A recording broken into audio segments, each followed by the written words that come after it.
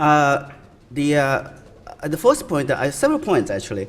The first point I'm going to make is that the framework of discussion, like putting the three countries, China, India, and Japan together, is a little bit awkward, or to some extent, because it involves two sort of areas of studies, East Asia studies, a study of East Asia and South Asia, which normally, or at least a few decades ago, were not very well interconnected. There were not much interaction there.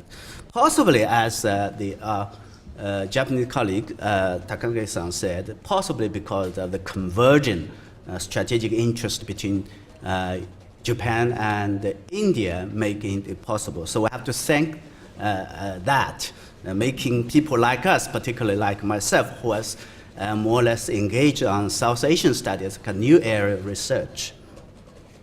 This is the first point. And the second point is that I think both Japan and India are very important neighbors to China. And I think the importance attached by Chinese government to these two, for a stable and a healthy relationship has been consistent and remain unchanged. If you follow the statement by the state leader, President Xi, very recently, I think, when he met with the Nikai, the General Secretary of LDP, when he came to attend the OBOS Forum for International Cooperation, and then he handed over a personal letter by Prime Minister Abe. And President Xi, I think, talked about the special significance of this year, which marks the 45th anniversary of the founding of the normalization of the relationship. I think this is important because 5 years ago, because of the bad relationship, we just missed that 40th anniversary of the commemoration. And he said that the history, I quote, but not necessarily could correct in translation. The history shows that peace,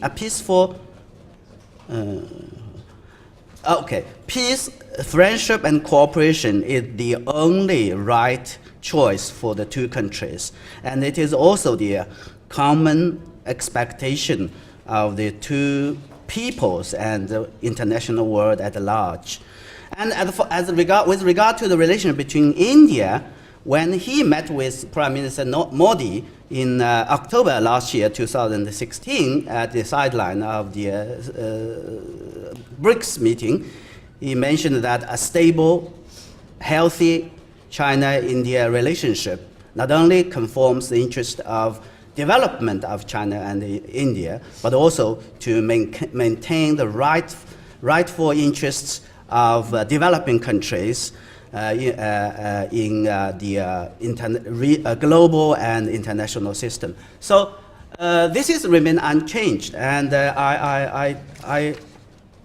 question is that there are some changes of the bilateral relationship, and we have to understand the implication of the changes, particularly the context, how these changes taking place, and more importantly, how to address these issues. So that is the third point. I think if you look at the relationships, the two bilateral relationships, particularly in the since 2000, one would naturally find that they all go both to some extent, like upward sort of trend, then came to a kind of plateau, and then there's some dip. For our relationship with Japan, it is kind of nosedive dip, and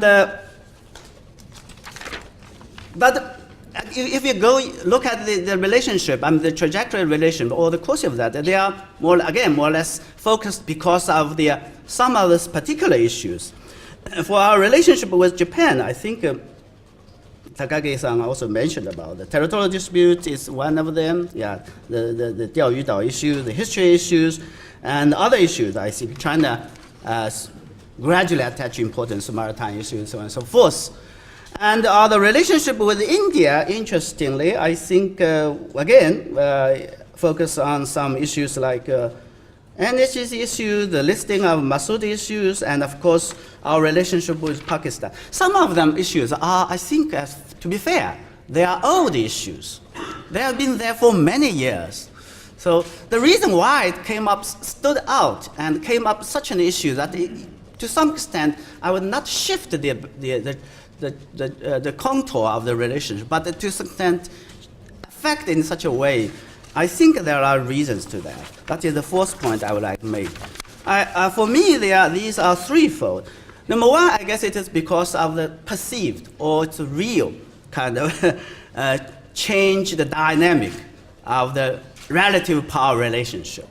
And China in 2010, surprisingly, took over Japan in terms of GDP and becoming the second largest economy. And because it was expected or projected, it came a little bit later. Some are talking of 2020. And for India, I think, as Dr. Singh said very clear, that India is economically developing very fast, growing very fast. Now it is the fastest growth economy in the world, and becoming the sixth largest economy in the world. I'm sorry, I think if you look at I have different views because you use PPP terms, I think India is much larger. And so this is taking place. This change is taking place in the context, of course, of what we have discussed in the first panel. I mean, the relative decline of the U.S. or perceived decline of the U.S. The second reason is that, of course, related to that is our interactions, our relationship with the U.S. And I would just make a point that having listened to the first panel's discussion, it seems that the three countries, both China, India, and Japan, and our bilateral relationship has suffered a kind of uncertainties or unpredictabilities of that relation. So literally we're the victim of the collateral damages of the U.S. policy. And last but not least is, again, as neighbors, I think we have various problems and differences, territorial disputes and maritime issues and so on and so forth. And this has also happened, very much related. They have a very complicated history, background history, particularly between China and Japan, and China and India, where I think if you look at our territorial disputes, it has related to the legacy of the colonial rules of British to this region. So what we are going to do, I think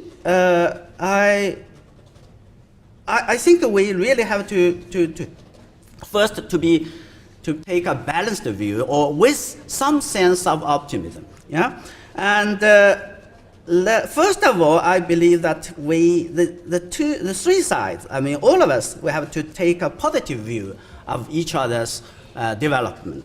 And this is, I think, between China and India, it's been very well, clearly articulated, and I think it is there. Between China and Japan, at least from what Takaki-san's presentation, it seems that we have a big problem here. But again, if you look at the statements between the two governments, we're talking about the 4 political documents and the 4 points of principal agreement reached in 2014 after the difficult time of 2012. I mean, then we made very clear if the commitment by the two sides is being matched, that is, say, view each other, the development in a positive way and the opportunity, not as a threat, I think the relationship can bring back to the right track. The second thing I believe we can do is we should promote for more practical cooperation. Bilaterally, and also I think if possible, we can do like with a trilateral interaction with trilateral interaction or collaboration for some areas. Here I would like to mention 3 things. One is Afghanistan. This is something I think where the security issue that is going to affect both China and India certainly, but to some extent I think Japan, because when Afghanistan after September 11th, when the reconstruction effort started, Japan was very active, I think, by hosting the Tokyo International Conference 2002, and then later on, then again followed up. So the second issue is about, I think, trade arrangement in the region. I think Dr. Singh mentioned about RCEP and the others. I would here also add one more thing is, I know Japan is very enthusiastic, working very hard on the TPP-11. So TPP-11 is not TPP anymore. RCEP isn't something involved with all the three countries.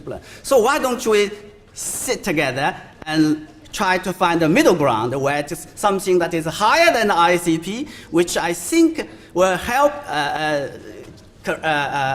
Japan more comfortable, but it's lower than TPP. With that would make China, particularly India, more comfortable. Last area of cooperation, area where I can cooperate is development. Yeah, this is again it's a more global issues. I know beyond other issues. So we can talk about. The third issue is, of course, we have to address our differences and conflict in a more constructive way by establishing a more mechanism for dialogue and consultations. Last but not least, more people-to-people interaction. That's why I thought the Shanghai Forum like that is very important. I shall stop here. Thank you very much.